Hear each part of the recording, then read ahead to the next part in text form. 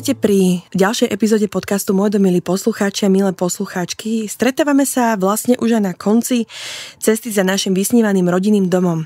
V predchádzajúcich epizódach sme sa venovali témam od výberu pozemku, prešli sme cez realizačné práce až po elektriku a vodu a dnes pomyselne ukončíme hrubú stavbu a rodinný dom skolaudujeme.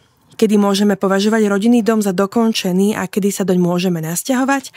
Aj o tom sa dnes budem rozprávať s architektom Martinom Doršicom. Vítajte, pán Doršic. Dobrý deň, prajem. V dnešnej epizóde teda pomyselne ukončujeme hrubú stavbu rodinného domu.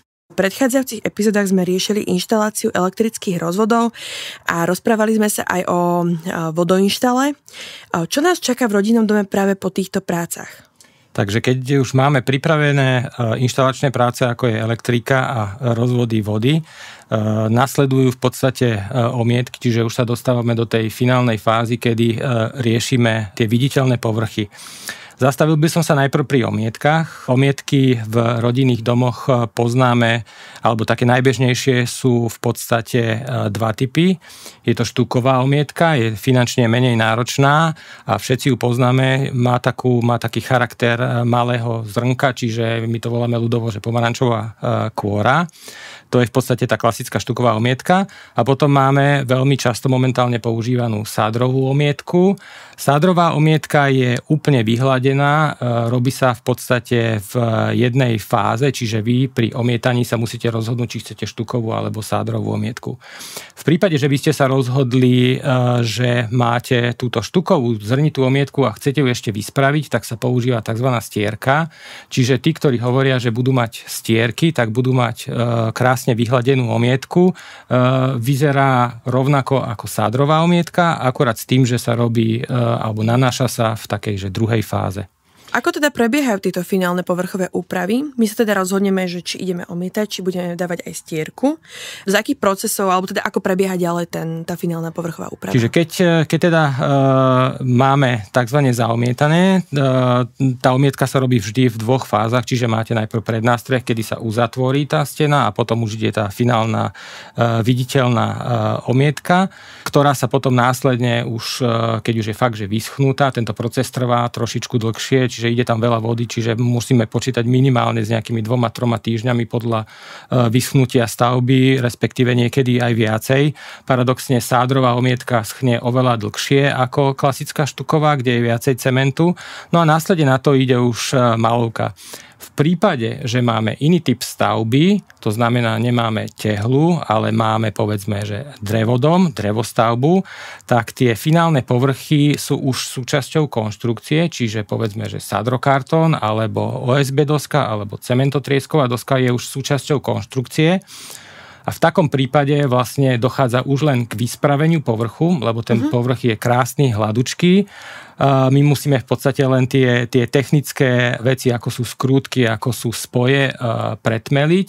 No a potom už následne vlastne po tom vyspravení ide viacej vrstiev malovky a tým pádom vlastne máme krásny, dokonalý, hladký povrch. Čiže treba rozlišovať, či máme klasickú stavbu v zmysle tehla omietka, alebo máme drevodom, kde tie povrchy sú sádrokartón, cementová doska, čiže tam je potom tá finálna úprava trošičku jednoduchšia. Teraz sú celkom populárne také tie rôzne betónové steny alebo možno aj práve aplikácia tehly v interiéri. Ako sa postupuje v takomto prípade? V prípade, že by sme chceli nejakým spôsobom ďalej dekorovať ten povrch, čo architekti niekedy nemajú radi, ale napríklad... Prečo to architekti nemajú radi? Prepáčte. Architekti majú radi tzv. Pravdivosť, čiže architekti paradoxne sa vracajú niekedy k tomu, že keď máme betón, čo sa dneska dá považovať za trend, tak ho ponechávame odhalený, čiže máme tzv. Alebo volá sa to odborne, že pohľadový betón. Tie betóny v podstate zostávajú také ako keby tvrdé, kde je otlačená ten spôsob toho debnenia, ale paradoxne v tom kontraste s tou krásnou bielou omietkou alebo s tým dokonalým nábytkom takáto kvázi nedokonalosť pôsobí ako staré drevo. Ja to vysvetľujem, že to máte ako staré drevo. Čiže aj ten betón má takú svoju živosť a má v sebe takú tú svoju kresbu, čiže veľmi často architekti to používajú a ešte sa vrátim k tomu, že tá pravdivosť toho je v tom, že ponechávame ten materiál viditeľný taký, aký je, čiže nechceme ho zakryť, nechceme ho obložiť. Ale nie je to vždy tak, akože pri tej tehle to je trošičku iné. Tie finálne povrchové úpravy, tie robí ešte realizačná firma, vieme si ich urobiť sami, alebo keď sa teda rozhodujeme pre štandardnú omietku, alebo dajme tomu sadrovú omietku, voláme si na ňu už rovno maliarov, alebo ako to prebieha? Omietky robia väčšinou špecializované firmy, čiže buď si to zorganizujete sami, že si zavoláte omietkárov a tí vám vlastne spravia, alebo je to súčasťou dodávky už tej stavebnej firmy, ktorá má vlastne ľudí len špeciálne na omietanie. Sú to špeciálne omietkári, že sú to špeciálni ľudia, ktorí majú mašinku na to. Čo sa týka malovania, tak pokým je ten povrch relatívne dobre spravený, tak samozrejme taký lepší, zručnejší investor určite namaluje, pokým fakt sa nejedná o nejaké špecialitky, namaluje tie izby a ten dom sám. Samozrejme treba počítať s tým, že to malovanie prebieha v 2-3 fázach, čiže vy po prvom malovaní nemáte dokonalú stenu. Ale je to možné realizovať aj sám. Vždy je ale lepšie, keď to robia odborníci. Dneska už pokým toho domu je viacej, to znamená, že staviate väčší dom, tak toho malovania je rozhodne veľa, čiže je to aj potom aj časovo náročné, akože robiť si to sám, ale v bežnom rekonštruovanom byte napríklad alebo v malom domčeku sa to dá zrealizovať. Čiže vieme nejako všeobecne povedať, že koľko času trvajú tieto finálne povrchové úpravy v interiéri? Veľmi teda záleží o tom, že koľko veľa plochy teda malujeme, ale chcel som iba dopovedať to, že napríklad sadrokartón sa veľmi ľahko maluje. Hej? Čiže napenetrujete, to je veľmi dôležité, že po tej omietke vyschnutej ide penetrácia, uzatvoríte ten povrch, odprášite ho a na to vám potom tá finálna farba chytí lepšie. Keby sme išli do obkladu, povedzme, že tehlový obklad alebo nejaké špeciálne štuko, to znamená, že nejaké dekoračné omietky, tak vždy sa musí aplikovať tento penetračný náter a na to potom už ide teda buď ten obkladač, čo robí tie tehličky, alebo ten majster, ktorý má už vybehanú ruku, ktorý má už ruku na tú špachtlovačku, my to voláme, že špachtlovačka alebo gletované povrchy, ale tam už v podstate vidíte tú kresbu toho profesionálneho maliara. To je asi finančne náročnejšie. Je to finančne náročnejšie a určite by som to nerobil sám. Dobre, teda máme dokončené interiérové povrchové úpravy, steny nám už vyschli, alebo sú teda v procese schnutia. Aké procesy ešte nás v rodinnom dome čakajú? Predpokladám, že asi ešte nemáme položené podlahy, čiže pozeráme sa vlastne na čisté, dajme tomu biele steny, ale chýbajú nám podlahy. Aké najčastejšie materiály sa používajú alebo sa investori rozhodujú? Je dobré, keď sa vlastne ten základný náter realizuje ešte pred podlahami, pretože pri tej maliarskej úprave je dosť možné, že zašpinite podlahu, čo je skoro vždy. Čiže následne by sme potom išli na podlahy. Podlaha vlastne spočíva v tom, že sa musíme viac menej rozhodnúť medzi takými 2-3 základnými, čiže buď ideme do keramickej dlažby alebo do dlažby kamennej, alebo ideme do nejakej drevenej podlahy, to znamená, že buď sú to veľkoplošné drevené dielce, ktoré skladáme. Poznáme to ako buď lamináty, čo není síce drevené podlahy, ale tvária sa ako drevené podlahy, alebo v podstate ideme do drevenej podlahy v zmysle palubovky alebo nejakých drevených špeciálnych výrobkov. Sú ešte podlahy, ktoré sú také, není úplne bežné, ale majú takú jemnú renesanciu a to sú viac menej vinily a PVCčka. Je to podlaha, ktorá je tenšia, je to na báze teda nejakej plastovej hmoty, ale ten výraz tej podlahy môže byť v nejakom drevodekore, v nejakom kamennom dekore, alebo môžete mať aj v podstate ponechaný taký ten plastový charakter toho. Dôležité je povedať to, že tieto PVCčka alebo vinily majú veľmi tenkú hrúbku, čiže sú vhodné do priestorov, kde nemáte dostatok miesta, alebo používajú sa napríklad do veľmi vlhkých priestorov, čiže buď máte komora, alebo také, že kuchyne, ktoré nemajú byť nejaké extrémne krásne, ale sú také, že pracovné kuchyne, alebo také, že letné kuchyne. Čiže dajú sa tieto povrchy použiť aj tam. Z používateľského hľadiska vieme nejako vydefinovať, ktoré z týchto materiálov sa hodia do ktorých priestorov?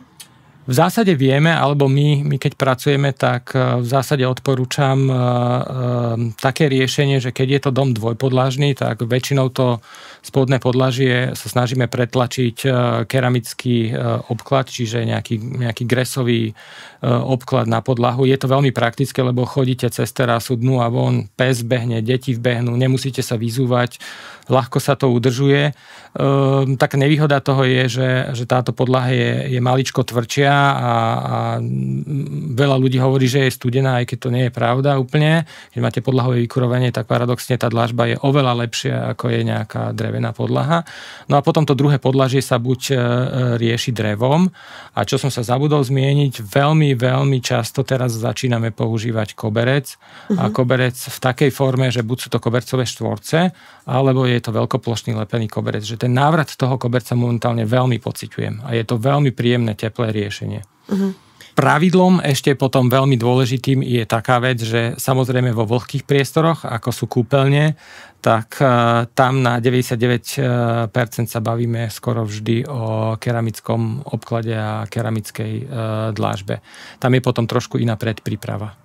Prečo si myslíte, že sa vracia koberec naspäť? Alebo teda, že môže to mať nejaký ako opodstatnený dôvod? Či ide iba o trend? Má to opodstatnený dôvod, pretože výrobcovia kobercov momentálne poskytujú taký sortiment a takú farebnú škálu, že dá sa vybrať a tá podlaha pôsobí veľmi jednoliato. Hej, že tie kobercové štvorce, my teraz veľmi často používame kobercové štvorce, vy si z tých kobercových štvorcov viete fakt vybrať, veľmi ľahko sa s nimi pracuje a sú už tak prispôsobené, že môžete to mať aj na podlahové vykurovanie. To znamená, že ten koberec nezabraňuje šíreniu toho tepla, ale naopak má takú gumenú podložku, ktorá sa lepí a dokáže vlastne zabezpečovať prenos toho tepla aj cez ten koberec. No a veľmi je to príjemné. Aj ľudia sa k tomu vracajú a dneska sa tie koberce aj veľmi ľahko udržujú. Čiže tie vysavače sú takisto dobré už dneska. A čo liaté podlahy? Liaté podlahy sú veľmi špecifické, architekti ich majú radi. Liaté podlahy sú napriek tomu, že vyzerajú jednoducho relatívne drahé podlahy. V interiéri sa menej často používajú, ale veľmi radi ich napríklad používame v garážach alebo v takých hospodárskych priestoroch. Dajú sa s nimi robiť paradoxne aj zaujímavé veci, ako sú vsypy čipsové, čiže viete mať krásne liaté podlahy s rôznymi vzormi, rôznych farieb a môže to byť fakt zaujímavé. Liaté podlahy majú jednu malú ako keby nevýhodu, že v miestach, kde sa veľmi používa napríklad vstup alebo dvere alebo miesto, kde stojíte, tak sa dokážu počase poškrabať. Napriek tomu, že sú tvrdé, ale tým, že niekedy nanosíte malý piesok alebo máte v topánke malé zrnká, tak to vlastne pôsobí ako škrábka, čiže dokážu sa poškrabať paradoxne. Ale keď sme pri liatých podlahách, máme ešte jednu veľmi špecifickú podlahu a to je betónová leštená podlaha. A to je, že úplne architektonicky wow, by som to nazval. Robili sme aj takú podlahu do rodinného domu, je to veľmi špecifické, má to taký veľmi studený charakter, ale po dohode s klientom sme to zrealizovali. Je to veľmi neštandardné riešenie, ale je to také zvláštne riešenie, ale robí sa to. Nezabraňuje potom ten betón práve prestupu toho tepla od podlahového kúrenia? Práve naopak, je úplne ideálny, ale paradoxne aj betón sa dokáže špiniť. Zaujímavé. A čo teda výber sanity? Teda povedali sme si ako podlahy, teda v kúpeľniach sa asi väčšinou vyberajú práve keramická dlažba, keramické obklady. A ako je na tom výber sanity? Na čo si dať pozor v tomto ohľade? Keď by sme už išli, že úplne ďalej, že by sme dokončili povedzme tieto priestory, ako sú kúpeľne, kuchyne, tak tam väčšina dneska štúdií alebo obchodov ponúka vlastne keramický obklad a potom komplet sanitu a zariadenie, kúpeľne, vrátane batérií. Tam sa v podstate treba orientovať na to, aby to riešenie bolo dostatočne kvalitné, aby sme sa nenehali uniesť nejakými veľmi lacnými produktami, lebo špeciálne napríklad u sanity nie je jedno, akým spôsobom je glazovaná tá keramika, pretože tá keramika tým, že sa čistí, tým, že sa dennodenne používa, tak sa otiera. Potom treba dávať veľký pozor na výber plastov, hlavne sedátka na závesnom WC alebo na WC všeobecne, alebo doplnky pri umývadlách. Tam je veľmi dôležité, aby to bol kvalitný plast, väčšinou je to tzv. ABS plast, hej, a aby tie všetky detaily dlhodobo fungovali, lebo zrovna tu je fakt tým používaním to opotrebovanie veľmi vysoké. Hej. Veľmi dôležité, alebo veľmi skoro treba riešiť pri sanite, či pôjdeme tzv. Klasickým spôsobom, čiže budete mať kombi WC s nádržkou, po prípade bidet, ktorý je položený na zemi, aj toto kombi WC je vlastne umiestnené na podlahe, alebo pôjdeme do dneska už úplne bežného závesného riešenia, čiže máte závesné WC, závesný bidet, umývadlo je automaticky na stene. Niekedy už v takých tých lepšejších kúpeľniach riešime, čo je pre mňa veľmi zaujímavé a veľmi dobré, ekológiu. To znamená, že pre pánov dávame pisoáre. Čiže máte vecko, ktoré používajú vlastne celá rodinka a chlapi používajú pisoár, kde sa vlastne spotreba vody úplne redukuje. Toto je také, že nechcel by som to povedať, že novodobý trend, ale toto je dôsledok ekologizácie kúpeľne. Že teda pisoáre sa používajú aj v rodinných domoch. Ak je priestor na to, tak jedna kúpeľňa, väčšinou je to pri spálni, tak bola by vhodná, keby sa tam už objavil aj pisoár pre pánov. Takže toto dávam tak, že do pozornosti. Nie je to úplne bežná vec, stretávame sa s tým, ale odozva je taká, že tí naši klienti si to veľmi pochvaľujú. Hlavne tam, kde je taká rodinka, že sú traja chlapi a jedna domáca pani, takže tam sa to vyslovene oplatí. Kúpeľňa je ale taký špecifický priestor z hľadiska toho, že prichádza do veľmi častého kontaktu s vlhkosťou. Vieme nejako dbať ohľad aj práve na to, aby nám tam nevznikala pleseň a tak ďalej? Pri kúpeľni treba postupovať hneď na začiatku veľmi dôsledne, pretože pri sprchových kútoch alebo pri vaniach treba riešiť ešte pred finálnym obkladom hydroizoláciu. Rieši sa to buď tekutou izoláciou, to znamená, že realizuje sa na stenu náter, ktorý vyzerá ako tekutá guma. Dneska sú rôzni výrobcovia, ktorí kupuje sa to v kybliku a nanáša sa to štietkou, ale je to doslova akože tekutá hydroizolácia.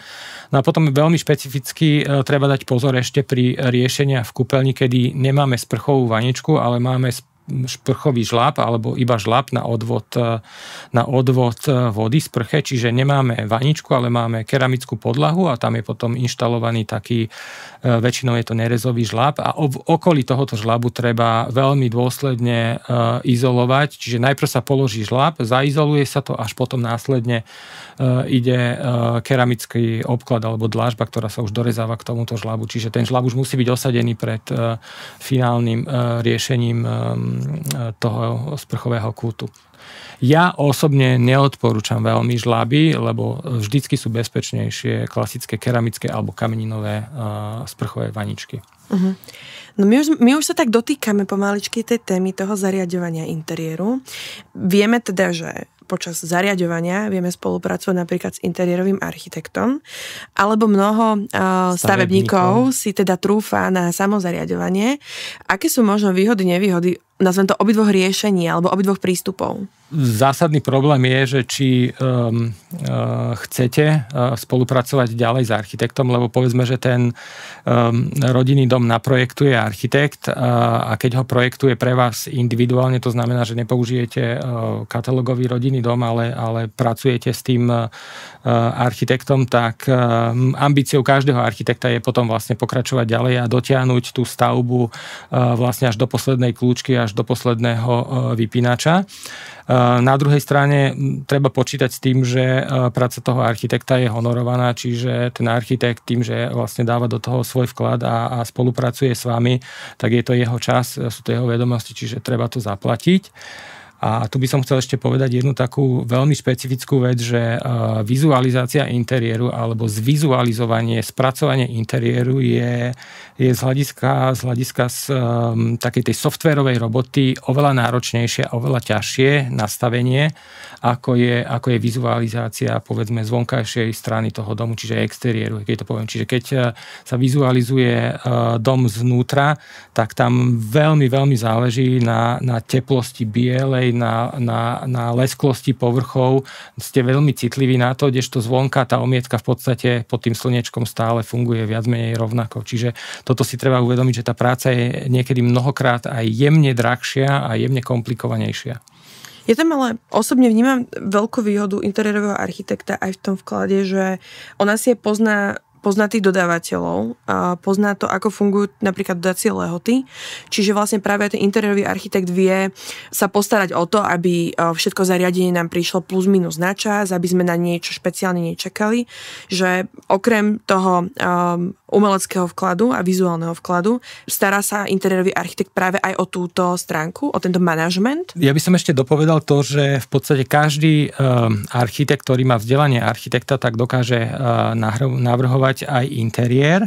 Niekedy my, keď spolupracujeme, tak spolupracujeme takým spôsobom, že vlastne ten architekt dá ten úvodný koncept do toho interiéru. To znamená, že vyrieši také základné veci, ako sú kuchyňa, kúpeľne, šatníky, kde sa stretáva veľa profesí a potom už následne také detaily sa vyľaďujú buď v kúpeľňovom štúdiu alebo v kuchyniarskom štúdiu, kde už fakt tie detailíky tí kuchyniári poznajú, že čo vedia zrealizovať, čo nevedia zrealizovať, ale taká tá úvodná myšlienka, rozloženie spotrebičov, rozloženie ekonómia tej kuchyne, respektíve v kúpeľni, akým spôsobom tá kúpeľňa funguje, aby proste bolo umývadlo, aby ste nemali WC v strede, aby tá intimita bola zabezpečená a tak ďalej, tak o tom rozhoduje, alebo bolo by dobre, keby rozhodoval ten architekt, ktorý robil aj ten dom. To je úplne ideálny stav. Potom, keď sa vrátim k tomu, ako ste spomínali, samozrejme, že ten architekt už, keď s tým robil, tak už má nejaký predvýber, čiže dáva vám možnosti. Chcete také WC, chcete onaké WC, budeme riešiť kuchyňu s ostrovom, budeme riešiť kuchyňu s L-kom, budeme mať v kuchyni okno, ktoré ide priamo do pracovnej dosky, alebo budeme mať kuchyňu, ktorá má horné a dolné skrinky, alebo naopak je celá do L-ka, do U-čka, čiže toto sú také veci, ktoré vyriešite s tým architektom. No a následne potom šetrí váš čas, lebo niektoré tie veci trvajú dlhšie. Bežne sa stáva, že dodacia doba špeciálne u kuchyniarov je 3 mesiace a viac. Hej. V tej sanite to je rýchlejšie, ale špeciálne u týchto zabudovaných zariaďovacích prvkov, by som to nazval tak. Sú to síce akože, je to nábytok, sú to nábytky, ale je to zabudovaný nábytok. No a tu by som ešte spomenul, že veľmi komplikovaná téma, alebo relatívne komplikovaná téma sú šatníky, na to nezabúdajte, čiže šatníky, kúpeľňa, kuchyňa, to sú také veci, ktoré je dobré riešiť s architektom. My toto ponúkame, alebo v podstate každý architekt by to veľmi rád robil. Na druhú stranu nedovolím si tvrdiť, že sú schopní ľudia, ktorí si vedia akože zariadiť dom aj sami. Hej. Ale ja to potom vidím, že tam v tých detailoch to niekedy horí. Prečo sa považuje šatník za komplikovanú miestnosť? Veď tam sa dajú iba pár poličiek, nie vešiaky a hotovo. Šatník nie, pár poličiek. Dneska sú šatníky skoro až samostatné miestnosti, čiže máte vymedzený priestor medzi stenami. A v šatníku, keď zatvoríte šatník, tak v podstate nevidíte nič, ale keď ho otvoríte, tak máte vešanie, máte šuplíkové systémy, máte policové systémy, máte odkladacie priestory pre topánky, ktoré by mali byť trochu odvetrané, máte bielizeň, ktorá by asi nemala byť vedľa topánok, máte rôzne výšky vešania, povedzme, že stretol som sa s tým, že mali sme klientku, ktorá nebola príliš vysoká a tam v podstate sme mali najdlhšie šaty do 1,50 m, hej, ale máte pánov, ktorí majú kabaty pomaly 2 metre, čiže tam tú výšku treba mať. Čiže toto sú také veci a dneska máte v podstate v šatníku uložené aj šperky, po prípade kravaty, po prípade hodinky, po prípade čapice, čo dneska je samostatné oddelenie. Čiže je to téma. Aj toto môže byť jeden z problémov, na ktorý najčastejšie prichádzajú stavebníci vo fáze zariaďovania, teda trúfnú si na zariadenie miestnosti a možno takedy prichádzajú za tým architektom s nejakou prosbou o pomoc. S akými problémami v rámci zariaďovania alebo týchto finálnych fáz sa stretávate vlastne vy ako architekt? Úplne bežným problémom je, že vlastne v tých priestoroch, ktoré som spomínal, že sa nestretne návrh kuchyne s rozložením elektrických rozvodov alebo s rozložením vody. To isté sa môže stať vlastne v kúpeľni, že vám nesedia vodoinštalačné práce, čiže buď to treba posúvať, alebo sa musíte prispôsobiť tomu, čo už je na stene.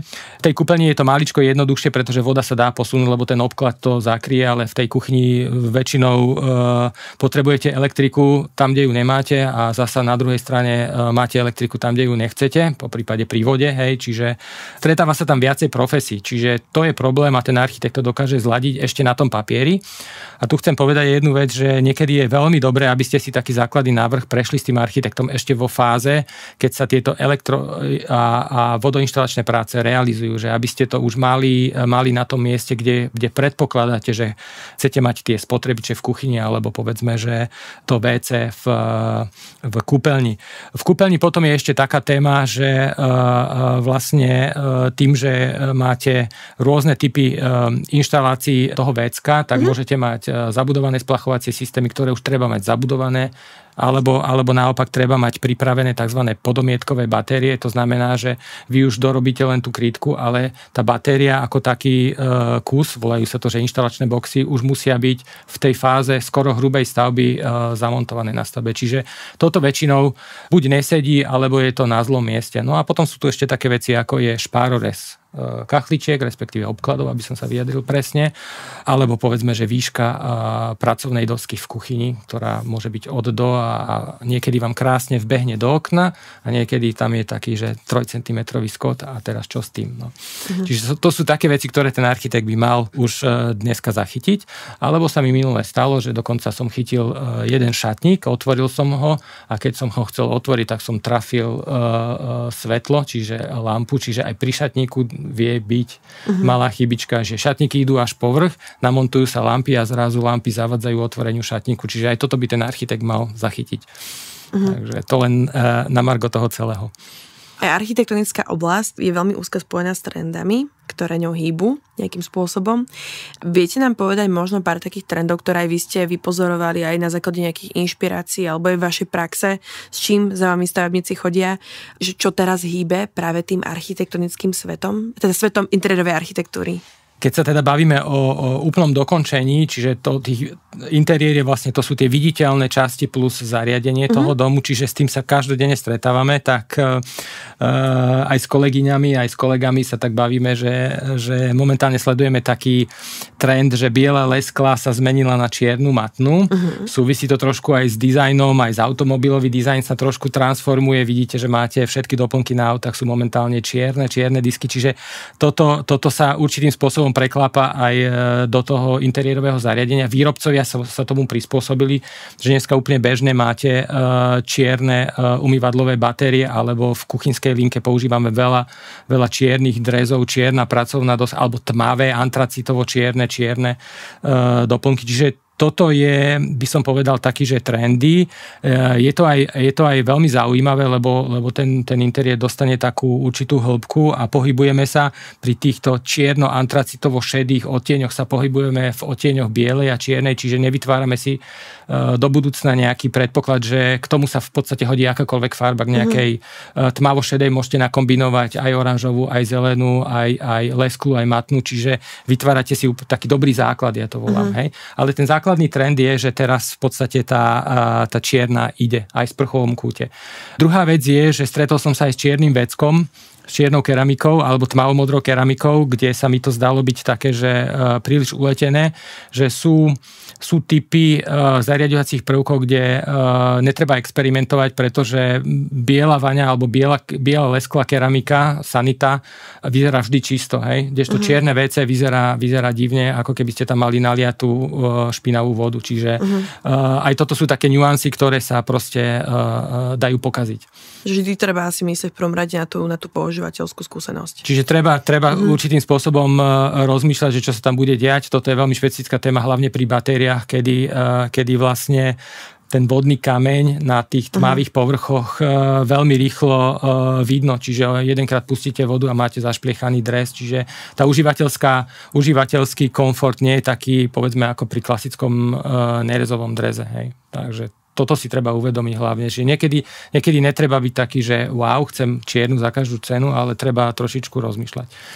Je tu ešte jeden špecifický trend, ktorý by som chcel spomenúť, a to sú vlastne odhalené materiály. To je, ako som už spomínal, ten betón, alebo keď sa nejaká konštrukcia nájde, hlavne pri rekonštrukciách, že nájdete buď krásny starý drevený krov, alebo platí to aj v starších domoch, že máte tam nejaký betónový preklad, alebo nebodaj nejaký prvok zo starej tehly, tak toto ponechávame odhalené. S týmto architekti veľmi radi pracujú, že vlastne nehajú tú identitu, tú pravosť toho materiálu v tom interiéri vyznieť.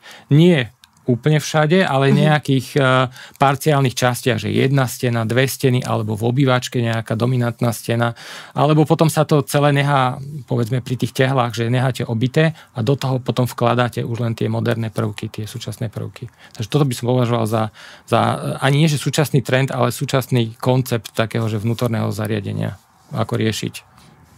Prechádzame k poslednej téme dnešného podcastu a to je kolaudačné rozhodnutie. Čiže my vlastne aj sme v týchto epizódach prechádzali celým procesom na to, aby sme v tom našom vysnívanom rodinnom dome mohli bývať.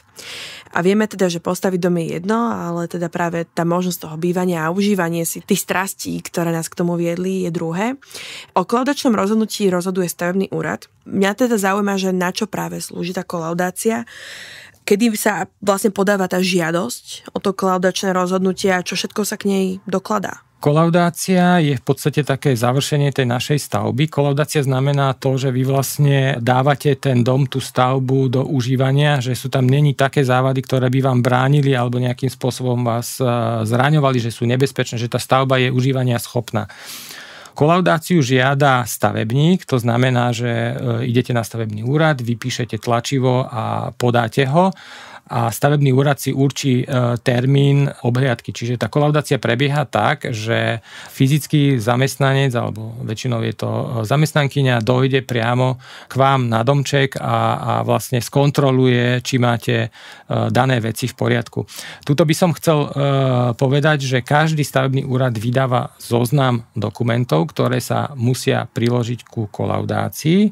A teraz by som povedal úplne presne, čiže ten dom treba mať najprv zakreslený v geometrickom pláne, potom sa dokladajú výsledky tzv. Predpísaných skúšok, a to je revízna správa elektroinštalácie, revízna správa prípojky vody, revízna správa a zameranie bleskozvodu, revízna správa plynoinštalácie, potom tlaková skúška vnútorných rozvodov vody. Toto väčšinou dodávajú tie firmy, ktoré vám to realizujú. Preto je dobré mať na pamäti, že by to mal byť človek, ktorý má tzv. Oprávnenie a on vám to automaticky dodá, alebo mal by vám to dodávať, keď zrealizuje, povedzme, tú elektroinštaláciu, že vám spraví revíziu. Čiže len si zbierame vlastne potvrdenia. Len si zbierate tie potvrdenia, hej. Potom je to napríklad protokol o vykonaní skúšky tesnosti kanalizácie. A keď by sme mali žumpu alebo čističku odpadových vôd, tak vlastne atest tej žumpy, tesnosti alebo certifikát tej žumpy. Potom veľmi dôležitá vec je, že ku kolaudácii potrebujete energetický certifikát, čiže treba nehať spracovať, to je ako keby malý projektík, energetický certifikát postavenej stavby, čiže toto sa dokladá. No potom väčšina úradov stavebných žiada aj doklad o likvidácii odpadu. To znamená, že keď máte na stavbe odpad, tak nemôžete to vyvážať niekde len tak, ale mali by ste mať aspoň jeden doklad, že proste sa ten odpad naložil do kontajnera a vyviezol na zberné miesto, poprípade na likvidáciu a tá firma by vám mala dať doklad. No a čo ešte mnoho ľudí zabúda alebo stráca, to je právoplatné stavebné rozhodnutie. Čiže to je, treba si ho odložiť a potom ku kolaudácii si to ten dotyčný pracovník žiada. Čiže je to také, že dôležité. Čiže v ideálnom prípade rovno si už od začiatku, ako začíname riešiť stavbu rodinného domu a projekt, založiť si asi nejaký špeciálny šanón, kde si budeme zakladať všetky potvrdenia, aby sme predišli zbytočnému stresu.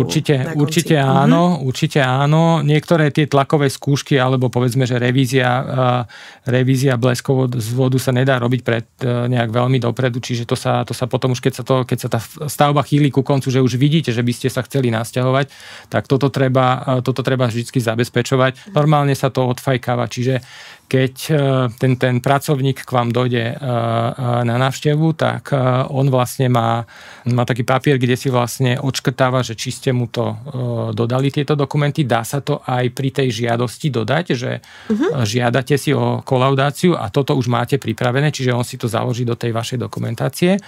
A vlastne už pri tej samotnej obhliadke domu, tak tam sa potom rieši, či ste fakt postavili to, čo ste mali naprojektované. Hej. Jasné. Ešte k tejto žiadosti. Tento zoznam, ktorý vy ste mi teraz povedali, je napríklad zverejnený niekde na stránke miestneho stavebného úradu. Áno. Čiže ľudia si vedia dohľadať a vedia naozaj ísť bod po bode, či dodali všetko. Áno. Tento zoznam vyba väčšinou na druhej strane tej žiadosti, lebo ľudia proste sú prekvapení, že koľko ešte revízií treba doložiť, ale tie revízie slúžia na to, že ten dom je funkčný, že je bezpečný a že keď vám stavebný úrad vydá tú kolaudáciu, tak vy ste mu vydokladovali, že ten dom má zabezpečenú elektriku, pitnú vodu, že vie kúriť, že vám nepadne na hlavu, že proste nie sú tam nejaké nebezpečné veci a vy v podstate by ste mali ten dom vedieť užívať. Celú túto žiadosť a tieto papierovačky spojené so stavebným úradom, vie to za stavebníka vybaviť aj architekt alebo nejaká splnomocnená osoba, alebo musí to obehať celé stavebník? Vie, takisto, jak sa vybavuje stavebné povolenie, tak táto kolaudácia je trošičku jednoduchšia. Robia to aj, volá sa to, že inžiniering, robia to aj osoby. Vie s týmto pomôcť aj architekt, lebo pozná ten dom, čiže vie, len musíte mu pomôcť tým, že vy pri tej realizácii toho domu musíte tie revízne správy si žiadať od tých jednotlivých profesistov, čiže tam je dôležité, aby ste už pri tej realizácii mysleli na to, že budete chcieť kolaudovať, ale to je také upozornenie možno, že pre tých, ktorí stávajú, že treba mať tieto atesty a protokoly a revízie, treba mať hneď dohodnuté s tým profesistom, že spravíte nám elektroinštaláciu, ale budeme od vás potrebovať aj revíziu. A oni povedia áno, lebo sú to odborníci. A keď máme na stavbe stavebného dozora, ktorý sa nám o tú stavbu stará, tiež nám vie pomôcť vyriešiť tak keď máte stavebného dozora, tak tento by to mal automaticky pri ukončení tých prác žiadať. Čiže ten by to mal vedieť. Stane sa aj to, že niečo z tohoto chýba pri tej kolaudácii, alebo sa zistí nejaká tzv. Kolaudačná závada.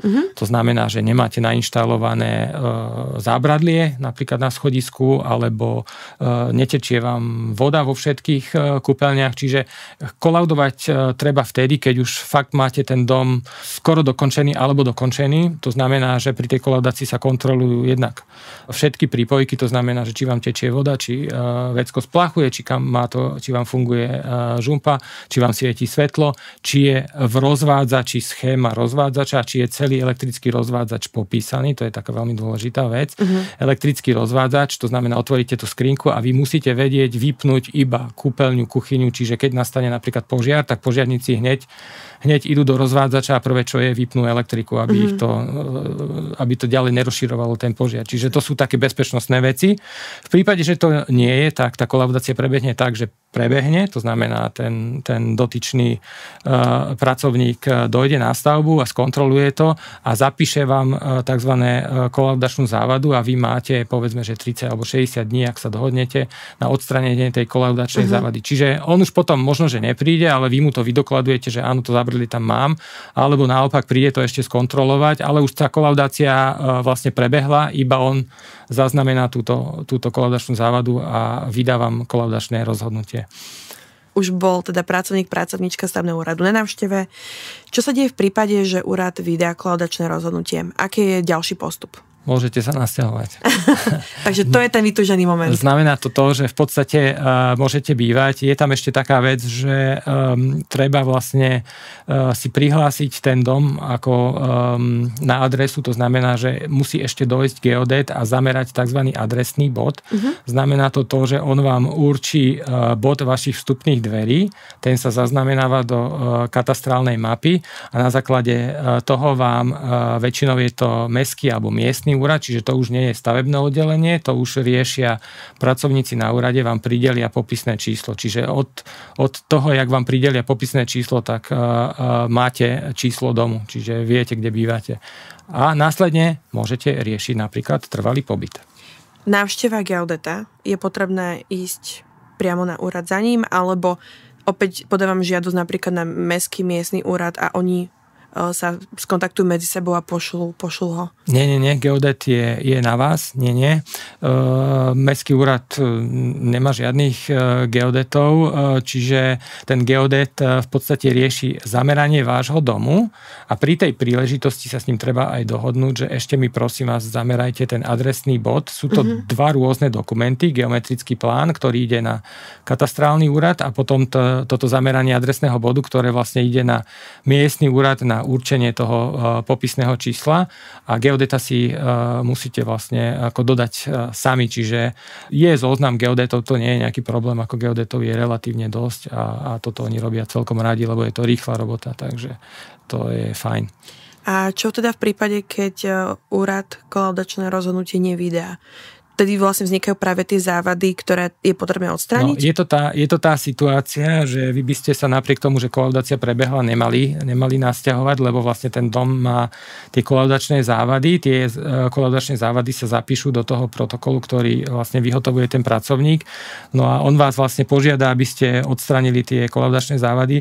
Väčšinou tie kolaudačné závady súvisia s takými bezpečnostnými prvkami, alebo že vám napríklad na schodisku trčí nejaké železo, alebo nemáte to zabradlie napríklad, alebo že nefunguje vám čistička odpadových vôd alebo takéto veci. Ale môže sa stať aj, že vlastne počas stavby zistíte, že chcete mať väčšie okno alebo chcete mať nebodaj inú miestnosť a rozšírite dom o 1 meter, tak to potom treba riešiť ešte počas stavby.